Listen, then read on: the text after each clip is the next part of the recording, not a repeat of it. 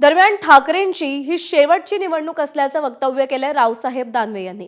निवडणुकीनंतर त्यांच्याकडे कार्यकर्ते राहणार नाहीत असा दावा रावसाहेब दानवे यांनी केलाय। त्यांनी ठाकरेंवरती निशाणा साधलाय।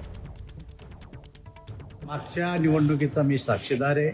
त्या काळामध्ये मी भारतीय जनता पक्षाचा अध्यक्ष होतो।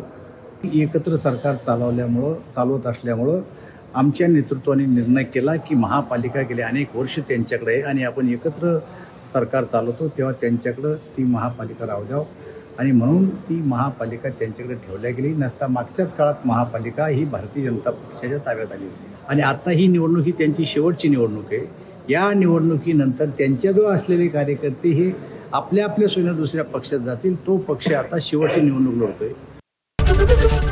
एबीपी माझा, उघडा डोळे बघा नीट।